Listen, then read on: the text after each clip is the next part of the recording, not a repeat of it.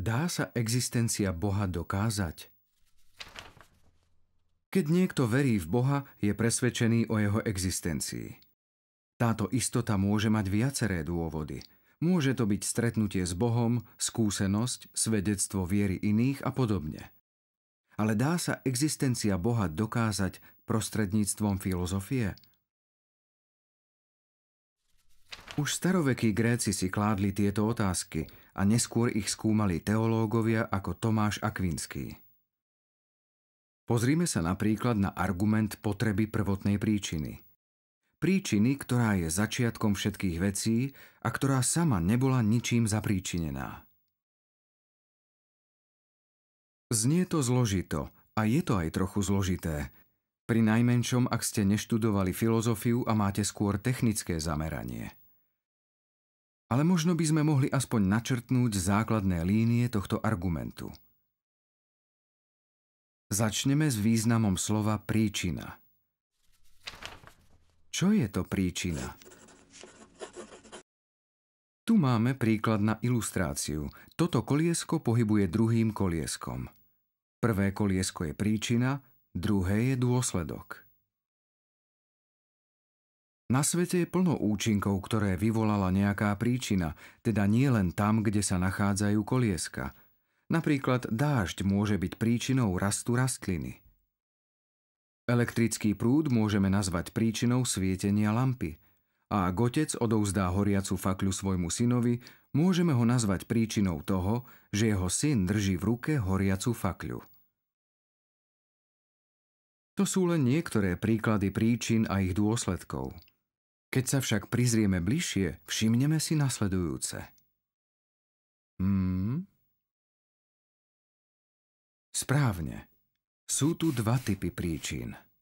V týchto dvoch príkladoch účinok pretrváva, aj keď príčina už prestala pôsobiť.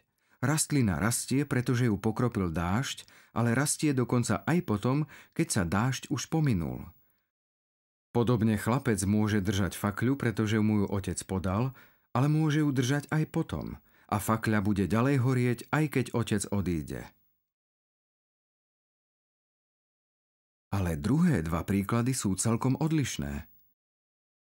Tu vidíme, že účinok skončí hneď ako príčina prestane pôsobiť, čiže bezprostredne od príčiny závisí. Keď prerušíme elektrický prúd, svetlo zhasne. Keď sa prvé koliesko prestane točiť, druhé sa zastaví tiež. Teda v oboch týchto prípadoch dôsledok závisí od príčiny tu a teraz. V poriadku.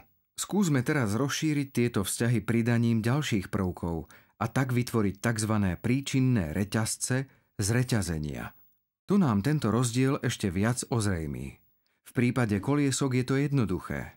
Jednoducho pridáme ďalšie. V prípade lampy môžeme pridať rieku a vodnú elektráreň. Rieka otáča turbíny, ktoré sú pripojené na generátory. Generátory produkujú elektrický prúd, ktorý umožňuje lampe svietiť. V prípade rastliny môžeme pridať slnko ako prvotnú príčinu. Slnko spôsobuje vyparovanie vody a tvorbu mrakov. V nich para kondenzuje a tvorí dážď, ktorý umožňuje rastline rásť. V prípade chlapca môžeme povedať, že jeho otec dostal horiacu fakľu od svojho otca, ktorý ju predtým dostal od svojho otca, ten od svojho otca a tak ďalej a tak ďalej. Takže sme každú postupnosť príčiny a účinku rozšírili do formy série príčin a účinkov, ktoré voláme príčinné reťazenia. Teraz je rozdiel medzi týmito dvoma skupinami ešte zreteľnejší. V týchto dvoch príkladoch vidíme časovú následnosť. Toto reťazenie je založené na postupnom čase. Druhé dva znázorňujú súčasné reťazenie príčin a účinkov tu a teraz. Reťazenie je založené na súčasnom čase. Teraz si položme zásadnú otázku. Potrebujú tieto príčinné reťazenia mať prvotnú príčinu? V prípade časovej následnosti to nie je potrebné, aby mala sekvencia prvotnú príčinu. Je možné, aspoň teoreticky, aby sme do zreťazenia pridávali spätne ďalšie a ďalšie prvky až do nekonečna. Ale v prípade súčasného reťazenia príčin to možné nie je. Pretože tu každý element závisí tu a teraz od prvku, ktorý je príčinne pred ním. V skutku sila, ktorá pôsobí ako príčina v každom momente, závisí od príčiny, ktorá jej predchádza. Bez tejto predchádzajúcej príčiny by nemala žiaden účinok.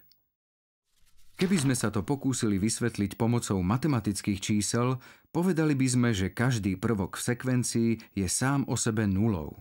Iba v súvislosti s predchádzajúcimi prvkami môže byť aktívnym a stáva sa jednotkou. Takže keby bola príčinná reťaz tejto povahy nekonečná a nemala by prvotnú príčinu, bola by nekonečným radom núl a tie nemôžu mať žiaden účinok. Ale keďže účinky poznáme, potom musela existovať aj prvotná príčina. Keď to preložíme do ríše bytia, znamená to, že musela existovať nejaká prvotná príčina a tá sa volá Boh. A máme to. Je to dôkaz existencie Boha. Hoci musíme rozoznávať, že prísne vzaté, tento argument nepotvrdzuje existenciu Boha v zmysle, ako v Neho veríme, ako Boha Abraháma, Izáka a Jakuba, ale aj tak dokazuje, že má zmysel predpokladať, že je tu niekto, koho oprávnene voláme Boh.